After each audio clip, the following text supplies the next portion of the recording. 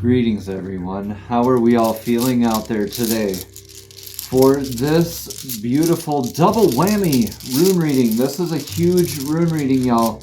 We have the full moon in Aries, and also we have on the same day, we have Venus going into Sagittarius, so a kind of a double whammy of this fire and manifestation energy. So what does this all mean?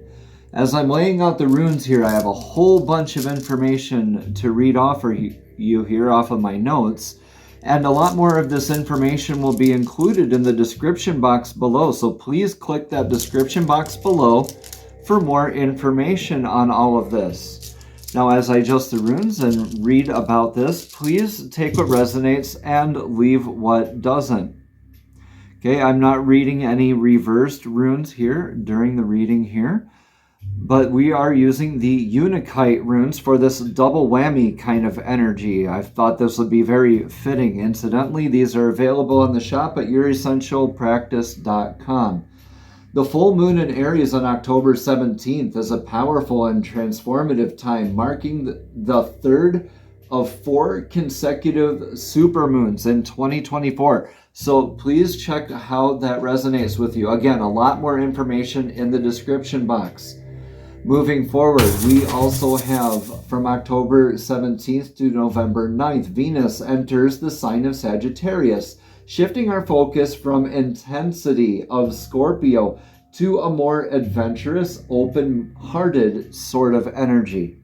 So a lot of that saving grace of all these deep and transformative expansion type of energies that we've all been going through, right? So this full moon will be a time of release for us. And this Venus with Sagittarius, that fiery energy, no longer in Scorpio, not so deep and introspective, right? A lot more willing to pull back that bow and just let it fly.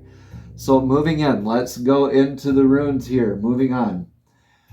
For the first rune here, in our recent past energies position, this is the rune of Kinos. Kinos is that Pac-Man energy that likes to just keep gobbling up those dots. This is fire energy. Along with this fire impactful rune reading here, Kinos loves it when we lead by example. This is that torch. We can hold on to it by this side here, and this is the torch illuminating the path for others and the path for ourselves. So I love this quote that says, as we work to light the path for others, so too do we illuminate the path for ourselves.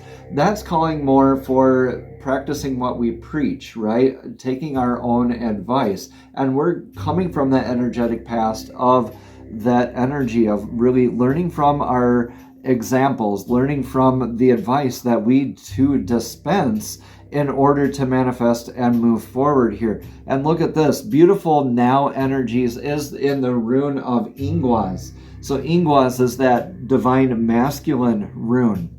A lot of times you might see this as just that diamond shape. So this is that successfully planted seed, that healthy healing of the ego, that coming from a place of knowing. When I say successfully planted seed, this is that fertility, that when I say coming from a place of knowing, this is that responsive energy instead of reactive energy, healing that ego, right? This is coming from the place of knowing as far as your sense of security. You're strong in your convictions, lighting the path for others moving forward. And so too, with applying it to yourself, are you planting that seed in yourself and are able to shift into that place of knowing, into that place of responsiveness. And that's really beautiful, because coming up here, you have this joy, this pleasure, this plenty coming for you. This is Wunjo. This is that clan flag. See how it looks like a flag? All right, so this is the energy of successfully planting the clan flag in top of the hill, that reaching back and lifting each other up, all that cooperation, all the dedication, all of the information, all of the blood, sweat, tears, success, and the celebration that's involved, right? The loving nature of all of this energy. Okay, so this is beautiful for the upcoming energies, the very near energies. With this super releasing with the full moon and that Venus and Sagittarius, we're a lot more sure of our footing. We're a lot more able to see into the distance and shoot that arrow with accuracy, with our goals and our intentions firmly in place. Okay, so action taken for the best outcome. This is Iwas.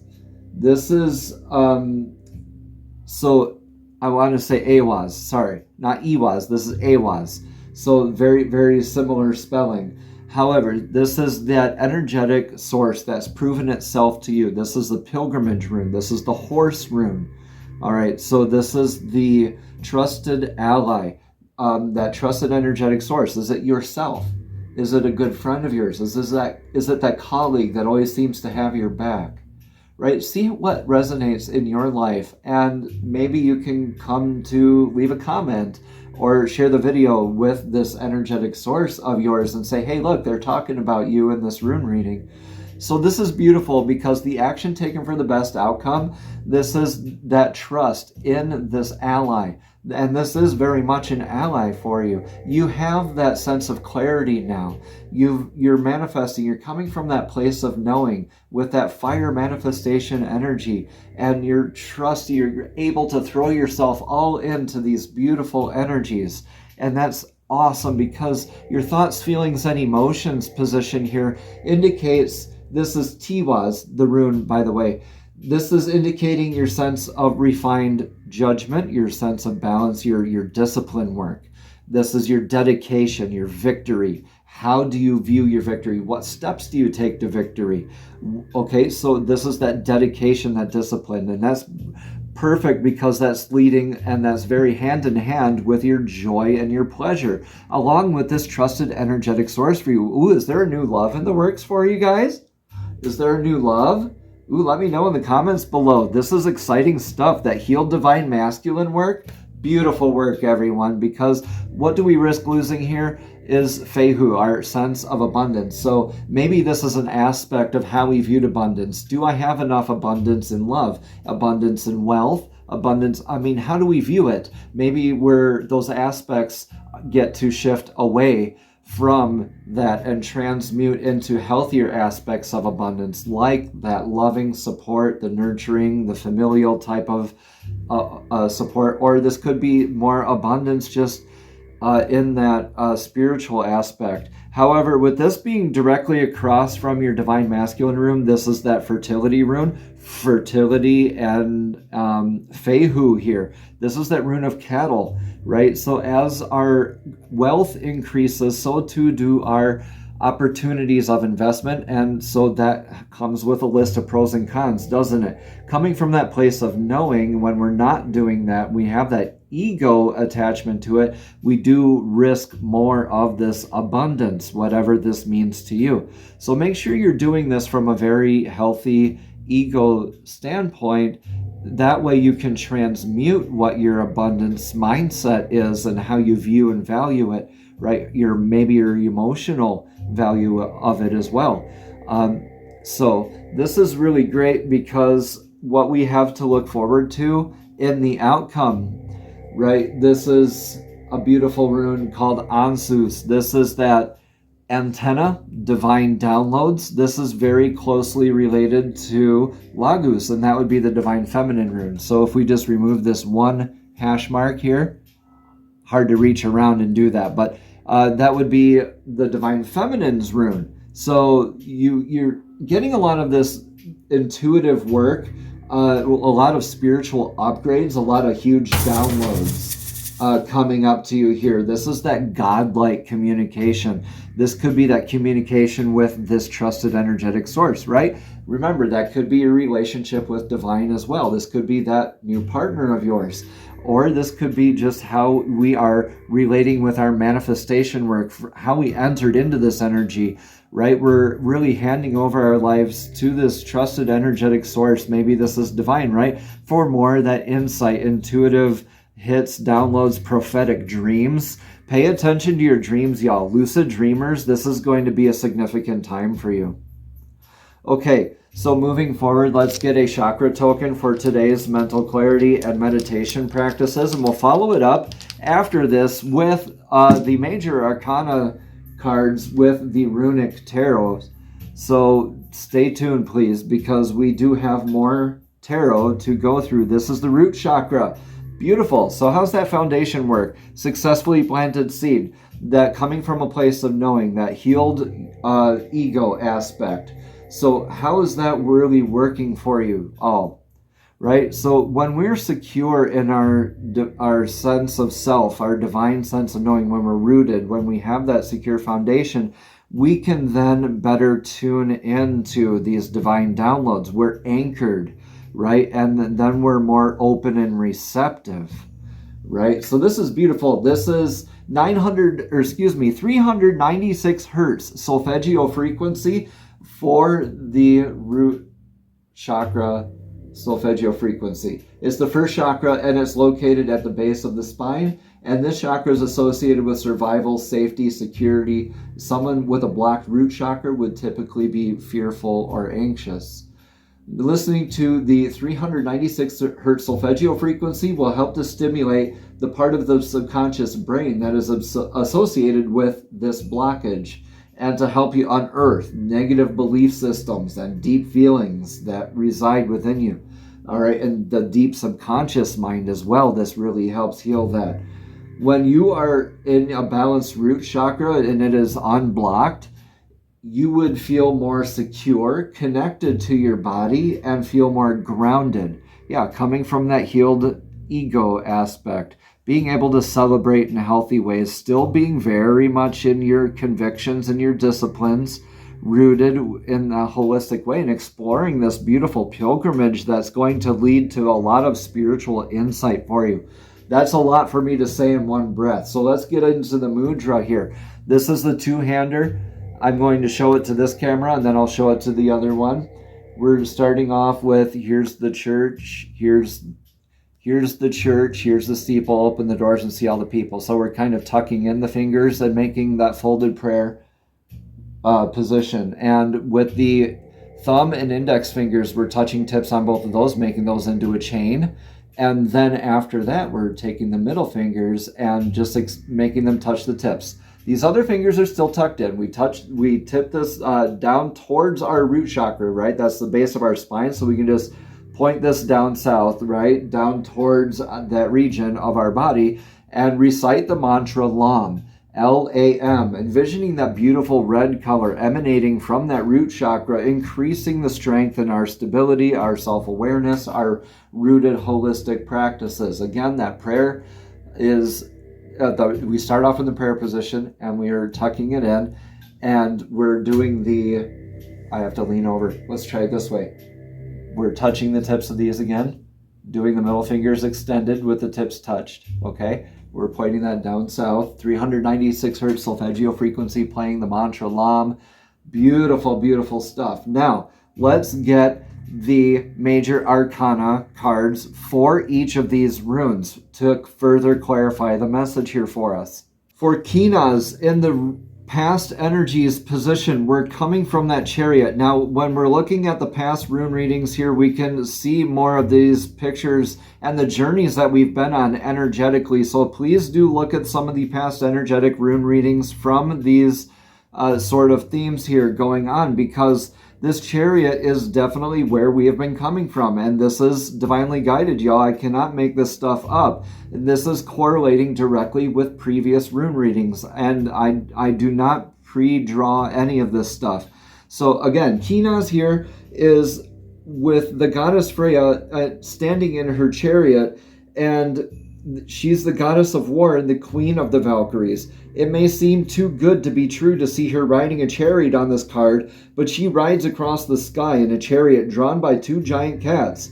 Freya was also said to be married to Odin, depending on which stories you read.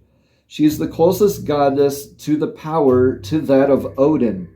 As such, she was constantly on the go and faced with many challenges. And that's that whole forward moving, the momentum, right? That always wanting to move forward, always creating, manifesting. There's that burning away of the old and the building of the new. That is a constant type of energy. Let's move forward into Inguas with the Judgment card. The Judgment card represents a call to meet your fate. You don't have to be dead to hear this call, although being attentive and knowing your heart's desire does help.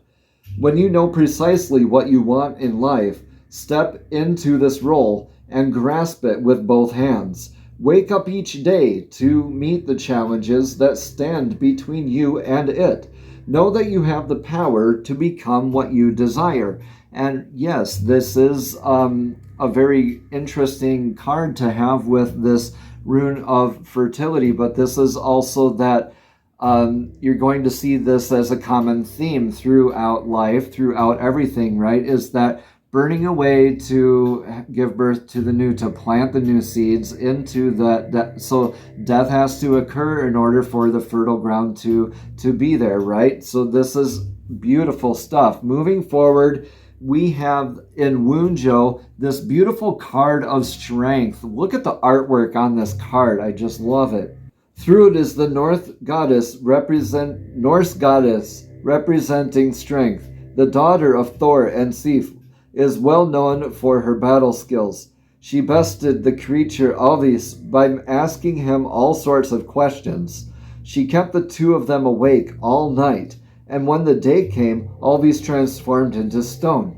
Therefore, that strength doesn't necessarily mean external power. It also shows fortitude of understanding and learning everything that comes into this. You've shown strength by doing certain things. It's not always going to be physical strength. It's going to be that emotional strength. It's going to be that spiritual strength, the spiritual dedication and discipline. It's honoring yourself, honoring your inner child. That beautiful strength and wisdom is also that strength that goes in with it. So for the next card, this just affirms what I was speculating here with this new partnership, because with this rune, Ewas, we have the Lover's card. Now, the Lover's card also shows Gibo.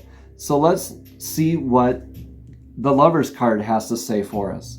In tarot, the Lovers represents a choice between two people. Usually, each has an intense pull towards the other. Bragi and Idun are married in the Norse stories. He is the god of poetry. Poems and stories evoked emotional connections to those who craft and listen to them. The gods and humans love to put their ideas into the world as forms to celebrate and mark various occasions. Bragi is here to remind you of the sweet songs and poems that tug your emotions. Now, Idun is the goddess of eternal youth. Now, she's the one that is holding Ewas there. She is the tender of the garden from where Acer's golden apples grow. It is by her choice and decision that the gods are granted eternal youth from eating these apples. She can let them age if she were feeling spiteful, at least until Ragnarok. So this is that trusted energetic source that you really need to really be throwing yourself into, because this can really catapult you. This could really make it or break it for you, as well as you're handling these energies, because hidden in there is a divine partnership for you and a lot of divine inspiration through music, through dance, through song. Maybe you're singing more, maybe you're dancing more, right? Okay, so for your thoughts, feelings, and emotions position, this is the rune of justice with the god Tyr. Justice is the card of doing the right thing. Every culture has its concepts of fairness, ethics, and what is right. Not everyone can get the upper hand in a dispute. Justice blends the ability to maintain your code of ethics while the rest of the world descends into chaos. When the card comes up in readings, it's time to think about what personal and society regard as accurate. Do the two align nicely, or are they just are adjustments needed? So Tyr represents the best of justice out of the gods, because he's that god of justice, right? Of convictions, your sense of worth, right? So look at this, strength and justice right across from each other, with making sure that you're really, whatever this lovers, this passion project I think you're going into, right? This full moon is going to be a beautiful time to release and prepare yourself to go all in with this pilgrimage, a new pilgrimage type of energy. One just ended and now it's time for a new one to begin for you. Let's look at Fehu here with the Tower. And this is right along with the theme of that death and rebirth, letting fall off what no longer serves you. So this is transforming that tower, right? And what did I say before with this transforming or this transmuting of how you view abundance? Really, I think is what the message here is. I don't really think we're risking losing or having that tower moment. Just letting what no longer serves you naturally fall off. Go ahead and shift that perspective and giving no thought to what no longer serves you. Let it fall off naturally. The Tower teaches us to manage our expectations and get rid of old patterns, thoughts, and habits that don't satisfy us in the present. It's a power card that can transform you and help you get ready for the next stage of what is to come. It is the most destructive card in the major arcana. Beautiful stuff. That just drives the message home. Look at this. More of that death and rebirth. Y'all, you aren't going to be the same after these energies. I really feel this is like a really reinventing of yourself. Let me know in the comments below, please, how this pilgrimage is working out for you and what sort of insights, maybe other additional rune readings I can do for us out here. Because the death card here is really that message of saying, hey, when we change these things, it's okay because we're really receiving that message of the rebirth. So let's see what the death card means a little bit further here. Death is the ultimate transition. We are all alive one day and gone the next. It's the one change that we can count on to happen to everyone and everything. In the Runic Tarot, the Death card takes the classic Viking battle story to its happiest conclusion. Fallen warriors desire to be met by Odin and his servants, right? Who will take them to his golden halls, where they will drink the finest meads and tell their stories.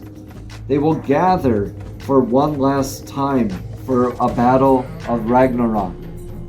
So yeah, the divine gathering, the divine downloads. Y'all, this is beautiful stuff for you because the halls of Valhalla, the treasures, the ethereal treasures that await for you, and that can be available to you through new gifts, new insights, new clarity, or just a new transition into yourself, that your own death and rebirth cycle.